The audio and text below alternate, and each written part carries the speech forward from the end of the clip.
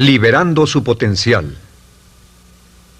Hablando de potencial humano, ¿alguna vez se han preguntado a qué se debe la gran disparidad de resultados y desempeño entre una persona y otra?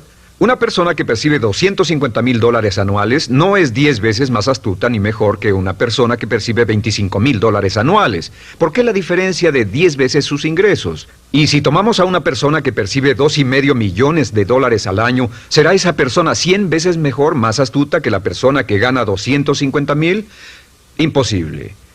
En un estudio reciente de coeficiente intelectual probaron a 1,000 personas de una cierta población y llegaron a la conclusión de que la mejor persona entre los 1,000 solo era 2,5 veces más astuta que la persona de menor coeficiente intelectual. Solo 2,5 veces la disparidad, y tal vez eso sea con toda la población. ¿A qué supone que se debe la diferencia? Al hablar de potencial humano, llegamos a una fórmula que deduje hace algunos años.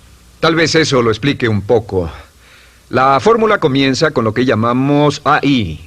O sea, atributos innatos, las cualidades, la inteligencia, la habilidad, el temperamento, cosas con las que se nace que no pueden cambiarse mucho. Además de los atributos adquiridos. Estos atributos son muy importantes, son su educación, su capacitación, sus capacidades, su experiencia, conocimiento, sabiduría, etc., multiplicado por A, que es su actitud, es igual al potencial humano individual, o al desempeño humano individual o resultados individuales humanos. Ahora, de estos tres, los atributos innatos se traen desde el nacimiento. Los adquiridos pueden cambiarse, pero se necesita cierto tiempo para ello, aunque a veces cambiamos muy rápidamente.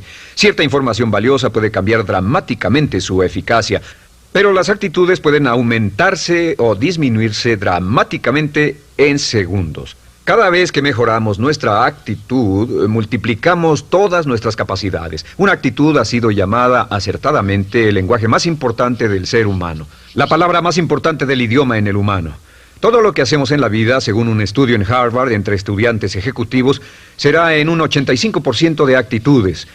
Un 85% de su éxito estará determinado por su actitud. Eso significa que está determinado por cuán positivo o cuánta actitud mental positiva se tenga. Las personas con actitudes mentales positivas tienden a avanzar más rápidamente, se mueven hacia la cima en organizaciones valiosas, ganan más dinero, sacan más satisfacción de la vida. Una actitud mental positiva no significa que baile por las calles y arroje flores. Solo significa que tome una actitud constructiva en general o se aproxime hacia su trabajo, su vida, sus problemas, relaciones, etc. Según el informe Cox de las empresas americanas, según la revista Success, un 85% o más de todo lo que se logra se debe a la actitud. Y la pregunta es, ¿de dónde vienen las actitudes? Las actitudes vienen de las expectativas. Muy simple, ya hablamos de eso. Y una forma muy poderosa de mejorar su actitud instantáneamente es decir, aunque no lo crea, pienso que algo maravilloso va a ocurrirme hoy. Como dijimos antes, nuestras expectativas sobre los desenlaces determinan nuestra actitud. Si espera que las cosas salgan bien, tendrá una actitud positiva. Si espera que salgan mal, tendrá una actitud negativa. Y lo maravilloso es que podemos fabricar nuestras expectativas. Podemos esperar lo que deseamos. Podemos esperar cosas buenas, cosas malas, y no nos decepcionaremos. ¿De dónde surgen nuestras expectativas? Nuestras expectativas surgen de nuestras creencias y de nuestros valores. Son el centro de los factores motivacionales de nuestra personalidad, nuestras creencias, y esto nos conduce a un entendimiento del potencial humano. Significa básicamente que nuestra actitud es una expresión externa de lo que está ocurriendo internamente, y esto es consistente con las leyes mentales. Con respecto a las creencias, cada uno de nosotros tiene muchas creencias en el fondo que los psicólogos llaman los conceptos propios. El concepto propio, o su descubrimiento, es considerado por muchos como el logro único y más importante para comprender el desempeño humano en el siglo XX. Yo estoy de acuerdo. El concepto propio es como, si queremos usar una analogía militar, el centro de mando. O si queremos usar una analogía técnica, es el programa central de su computadora básica.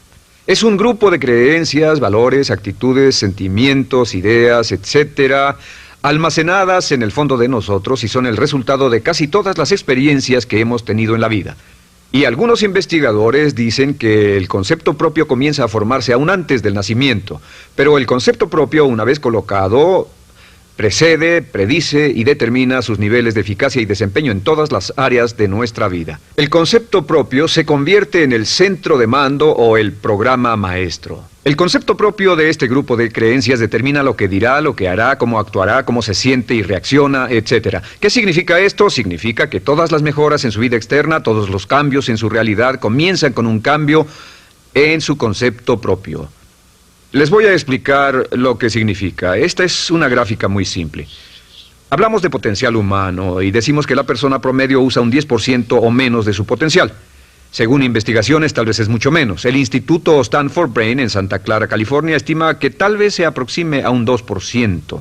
Seremos generosos y diremos que la persona promedio usa un 10%. Significa que en los mejores casos, la mayoría, como usted o yo, no usamos un 90% de nuestro potencial. Uno de los mejores filósofos, Oliver Wendell Holmes, dice que la tragedia de la persona promedio es que llegan a la tumba con su música aún por dentro. Aún están funcionando con mucho menos de su potencial total. Y esto es el potencial humano. Sabemos que existe una relación directa entre el potencial humano y el concepto propio. Pero como nuestros conceptos propios o nuestras estimaciones de nosotros mismos generalmente son mucho menores de lo que debieran ser, nuestro nivel de desempeño y eficacia también es menor. Sabemos que nuestro concepto propio es altamente subjetivo. ¿Qué significa esto? Significa que el concepto propio, lo que pensamos que es cierto sobre nosotros mismos, no está basado en la realidad, está basado en información que hemos tomado y aceptado como cierto, hasta el grado en que creemos lo que sea de nosotros mismos y se vuelve cierto para nosotros porque actuamos de una forma consistente con ello. Algunas personas que leen sus horóscopos y creen en horóscopos predicen su futuro. Hay algunas personas que toman la crítica y las opiniones de otros a quienes ni siquiera respetan y hacen suyas esas ideas, dando un resultado muy negativo. Lo que piense, lo que acepte como cierto, se vuelve cierto para usted. También sabemos que como adultos tenemos una variedad de conceptos propios. Tenemos un concepto propio de cómo vestirnos, cuánto pesamos, lo que comemos, lo bien que podemos hablar en público, qué tipo de padres somos, qué tipo de hijos somos con nuestros padres, qué tipo de esposo o esposa somos, qué tipo de amante, de conductor. Lo interesante de manejar es que todos los hombres tienen un concepto muy positivo con respecto a esto. Las mujeres no entienden esto, pero los hombres nacen con un genio inherente para manejar. Todos los hombres son choferes excelentes. Si no lo creen, todo lo que tienen que hacer las mujeres que están viendo esto es pensar en la última vez que trataron de corregir la forma de conducir de un hombre y recordarán que no obtuvieron buenas respuestas. ¿Cómo respondemos ante alguien que desafía nuestro concepto propio, sugiriendo que no somos las personas que pensamos ser? Estamos a la defensiva, nos enfadamos, nos irritamos, es difícil que nos traten. Tenemos un concepto propio de lo creativos que somos, lo inteligentes, lo rápido que leemos, lo bueno que somos en los deportes, y si practicamos una gran variedad de ellos, tenemos un concepto propio para cada uno de ellos. Tenemos un concepto propio de lo bien que cocinamos, de lo bien que educamos a nuestros hijos, de lo bien que limpiamos nuestra casa, los autos que manejamos, etc. Y también de lo que valemos por lo que ganamos. Es muy interesante saber que nunca ganamos más del 10% de nuestro concepto propio en ingresos. Nuestro concepto propio determina nuestro nivel de ingresos. Este nivel de concepto propio se llama zona de confort. Y aunque querramos más dinero, veremos que la tendencia humana natural de todas las actitudes es luchar por lograr entrar a la zona de confort y luego quedarnos ahí.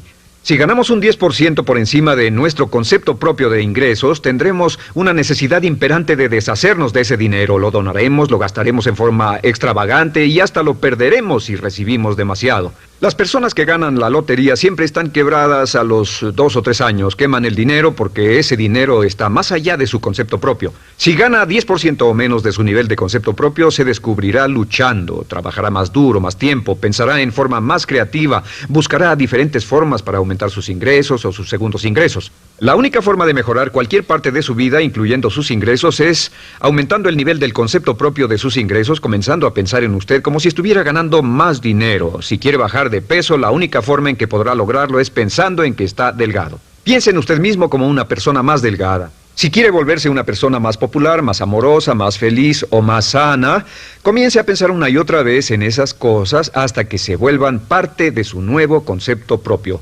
Hablaremos de eso más adelante. Es una parte esencial de la programación de su mente hacia el éxito. Su concepto propio global está determinado por el promedio de sus conceptos propios en las áreas que considere importantes. Ahora, su concepto propio está formado de 3 partes críticas. La primera parte del concepto propio es el ideal propio. El ideal propio es la persona que más desearía ser, es su idea de lo que constituye un ganador, es su visión ideal de lo mejor que puede ser usted. Nada más, una de las cosas que sabemos de las personas con éxito es que las personas con éxito tienen ideales propios muy claros, ideales claros de quién quieren ser en el futuro. Las que no tienen éxito tienen ideales muy vagos. El número 2 es la autoimagen. La autoimagen es como un retrato de cómo se ve a sí mismo y lo que piensa de sí mismo. La autoimagen es el espejo interno, es como se percibe a sí mismo ahora en su desempeño actual, en forma cotidiana. La tercera parte es su autoestima. Su autoestima es cómo se siente consigo mismo. Cómo se siente consigo mismo es la fuerza motriz, el motor, la fuerza poderosa dentro de su subconsciente. Es la fuerza de energía dentro de su concepto propio y determina casi todo lo que le pasa. La mejor definición de autoestima es cuánto se agrada a sí mismo. Cuánto se agrada a sí mismo como esposo, cuánto se agrada a sí mismo como empleado, cuánto se agrada a sí mismo como jefe, como inversionista, como orador profesional, como atleta, etcétera. Según se agrade a sí mismo, su nivel de autoestima, su sentimiento emocional global respecto a cualquier área de su vida, determina su desempeño y su eficacia en dicha área. Lo sorprendente es que se convierte en lo que piensa, su concepto propio es maleable, su autoestima puede formarse repitiendo una y otra vez: me agrada mi persona, me agrada mi persona, me agrada mi persona. Me agrada mi persona, me agrada mi persona, me agrada mi persona. Entre más se repita, me agrada mi persona, me agrada mi persona, entre más lo repita una y otra vez, más crecerá su autoestima, y entre más crezca su autoestima, más crecerá su concepto propio global. Cuando crezca su concepto propio global, su desempeño será mejor en todo lo demás que emprenda. Cada vez que diga, me agrada mi persona, me agrada mi persona, me agrada mi persona, me agrada mi persona, me agrada, será como bombearse psicológicamente. Todo lo que pase que haga que su autoestima suba, hará que se comporte mejor. Todo lo que haga que su autoestima baje, hará que se comporte peor, que cometa errores, que sea infeliz, etc. Un punto crítico de agradarse a sí mismo, sobre autoestima y agradarse a sí mismo, es que, número 1, nunca puede querer a nadie más de lo que se quiere a sí mismo. Que su nivel de autoestima es determinante de la calidad de relaciones que tenga con los demás. Y número 2, es que nunca puede esperar que nadie más lo quiera o respete más de lo que se respeta a sí mismo. Cuanto se agrade o se respete a sí mismo, determina sus actitudes hacia usted. Todas las escuelas de psicología actualmente están de acuerdo en el hecho de que depende de lo que usted realmente se quiera y se respete a sí mismo como un ser humano valioso e importante, tiene efecto sobre todo lo que le pase. Cuánto se agrade a sí mismo, y lo que puede hacer es mejorar su autoestima diciendo: me agrada mi persona, me agrada mi persona, me agrada mi persona, me agrada mi persona. Y esto nos lleva a la pregunta: ¿de dónde viene el concepto de autoestima? Y descubrimos que el concepto propio es maleable, puesto que no nace con este concepto propio, no nace con ninguna idea sobre sí mismo, no nace con autoimagen ni autoestima. Nace, en cierto modo, como potencial propio. Es la mejor forma de plantearlo. La persona promedio llega al mundo como potencial puro. Y no tiene el concepto propio de que todo lo que es ahora, todo sentimiento que tiene, toda actitud o valor, tuvo que aprenderlo en el transcurso de su vida.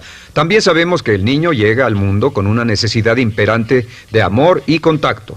Y como una gran cantidad de investigaciones lo indican, necesitamos mucho amor y contacto durante toda nuestra vida, pero en especial durante nuestros años de formación, porque de niños aprendemos quiénes somos, cuánto valemos, si somos importantes, inteligentes, amorosos, chistosos.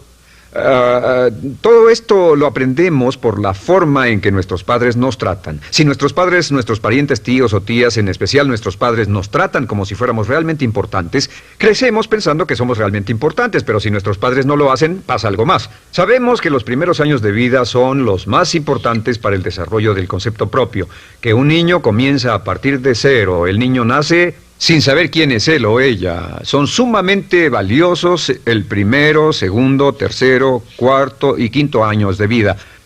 Algunos psicólogos pensaban que eran los 5 primeros años, pero ahora dicen que son los 3 primeros años. En sus 3 primeros años de vida el niño aprende quién es, y dicen que si se les da suficiente cantidad y buena calidad de amor en los 3 a 5 primeros años, los prepara usted de por vida. Los coloca en una base sólida de autoestima y confianza en sí mismos, valor e importancia realmente. Existe una relación directa entre la calidad y la cantidad de amor y el desarrollo de una personalidad sana. Entre más amor, amor incondicional, reciba un niño en sus años formativos, más fuerte será la base de su personalidad.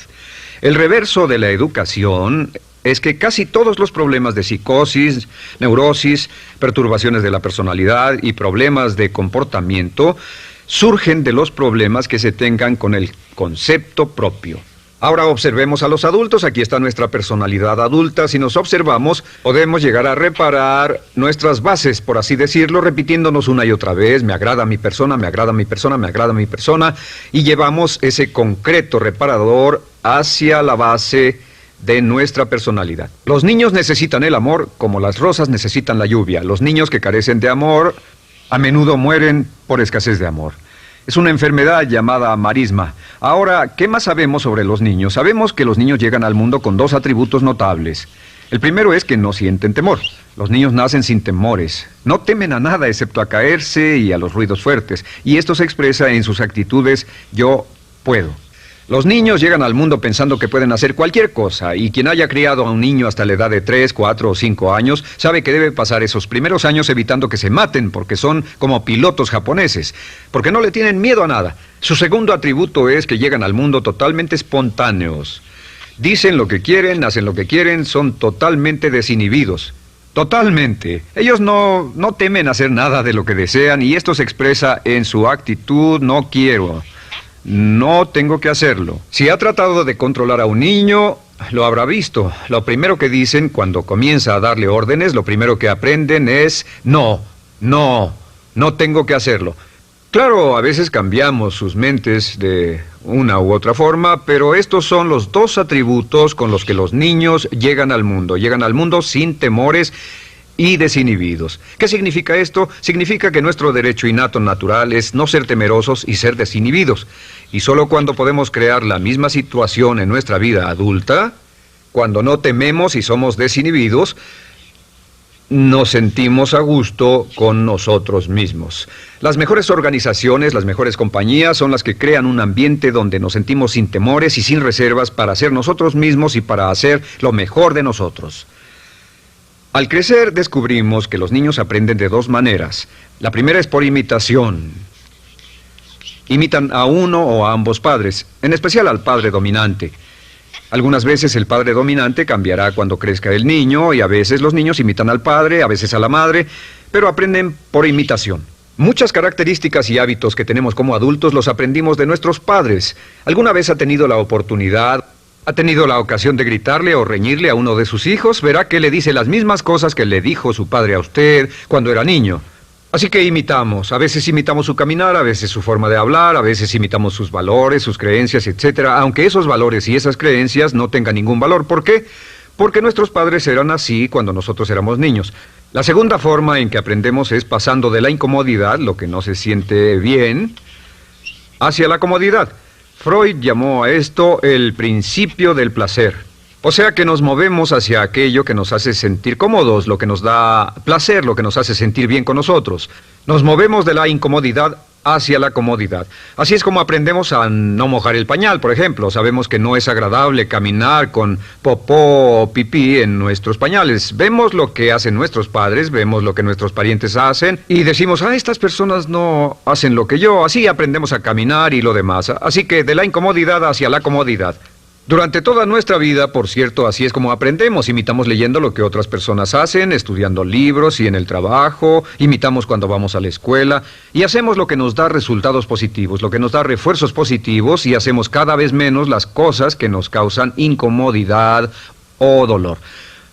Ahora, muy temprano en la vida, como equivocación o como resultado de una equivocación que los padres cometen en la crianza, los niños comienzan a aprender hábitos y patrones negativos. Los patrones y hábitos negativos tienen sus raíces principalmente en la crítica destructiva.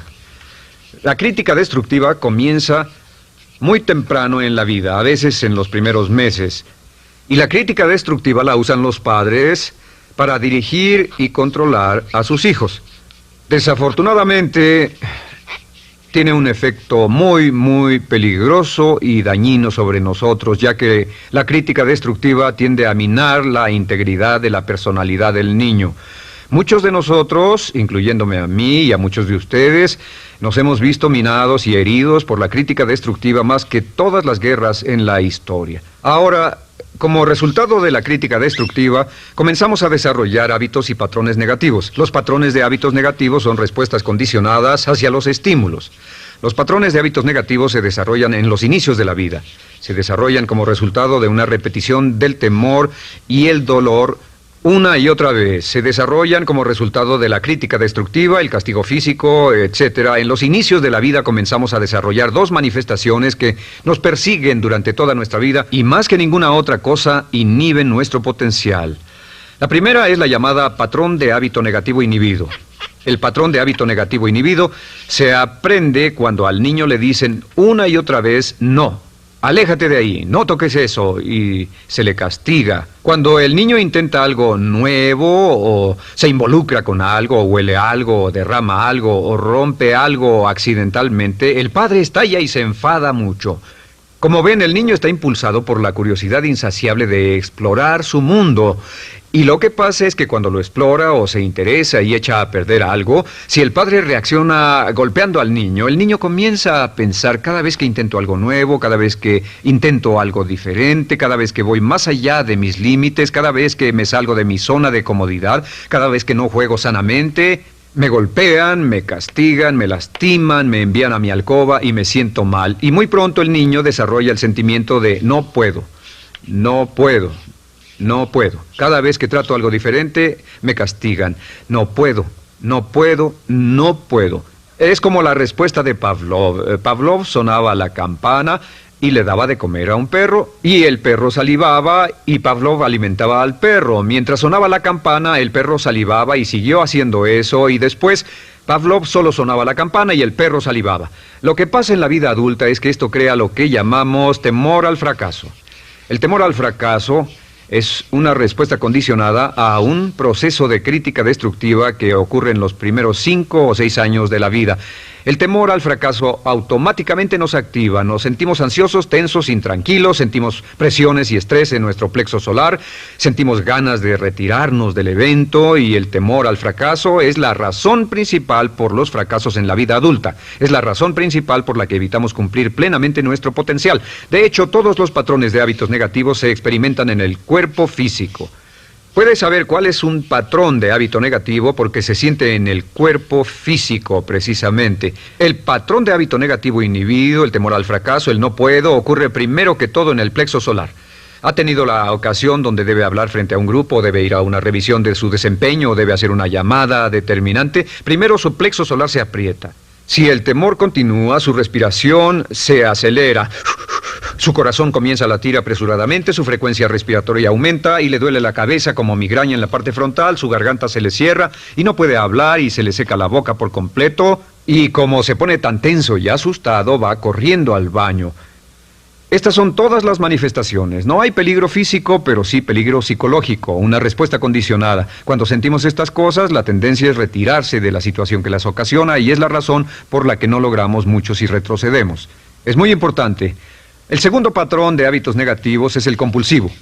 El patrón de hábito negativo compulsivo se aprende cuando a los niños se les dice una y otra vez: más vale que lo hagas. Si no lo haces, tendrás problemas o me las pagarás. A los niños se les convierte en recipientes del amor condicionado.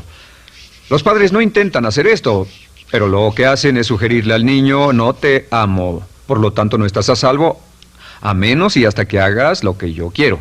El niño crece sintiendo: tengo que hacer lo que quiera mi mamá. Debo complacerla, debo complacer a papá, debo complacer a los demás, debo complacer a mis parientes, y a veces debo complacer a mis semejantes, debo complacer a mis maestros, debo complacer a todo el mundo, y crecen con esto: debo.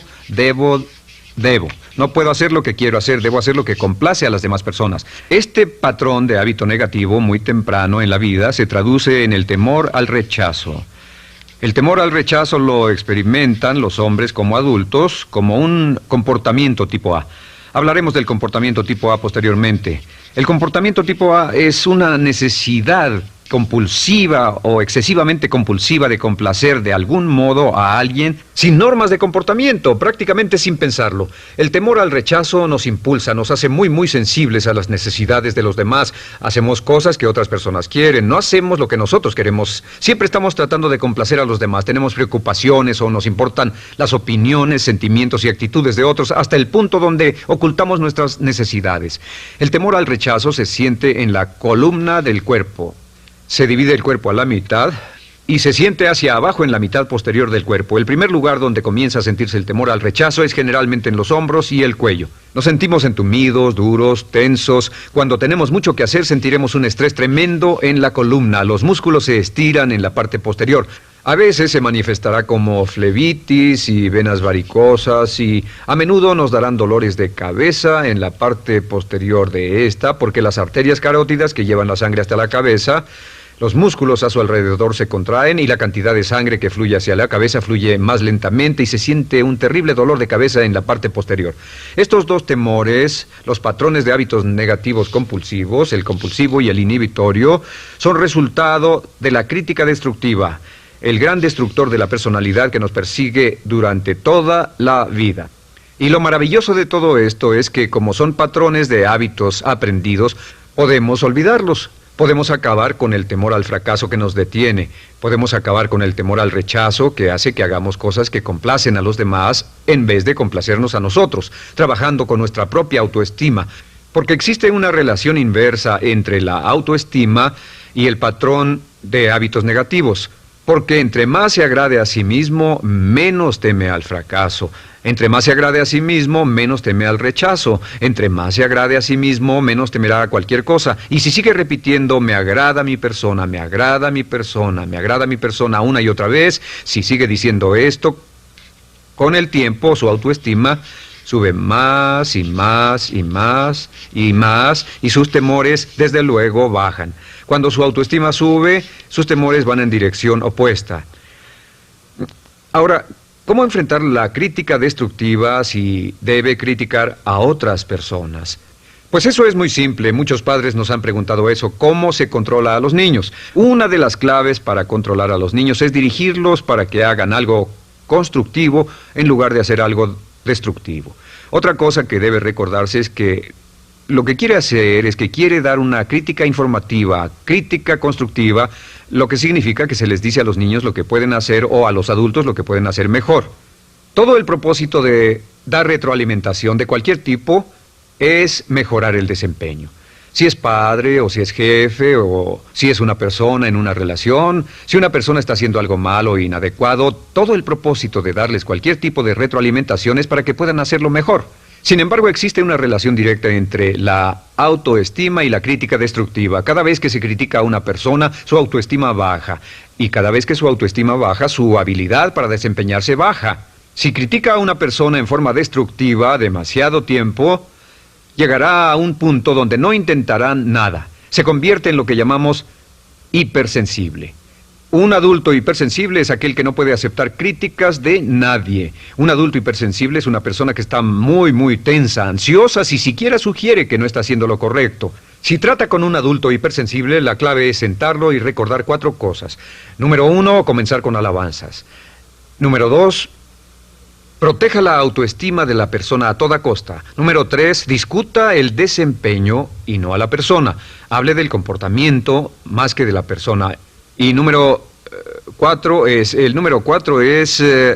enfocarse hacia el futuro en vez de en el pasado. Enfóquese hacia lo que va a hacerse en forma diferente en el futuro en vez de lo que pasó en el pasado. ¿Por qué? Una razón muy simple, porque una persona no puede controlar el pasado. Al no poder controlar el pasado, cualquier crítica de lo que han hecho en el pasado les da un estrés tremendo y frustración. Así que, en resumen, la clave del éxito en la vida es una actitud mental positiva. Una actitud mental positiva se basa en expectativas de éxito, de una serie de expectativas positivas.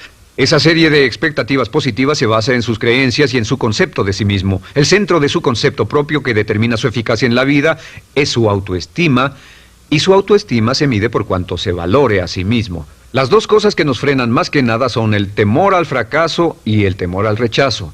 Y uno de nuestros secretos centrales de éxito es este: Conviértase en un organismo generador de autoestima perpetua. Haga continuamente cosas para usted mismo, hacia sí mismo en su vida, que hagan que se agrade a sí mismo, que se ame, que se acepte, que se respete, que hagan que se sienta fantástico con usted mismo.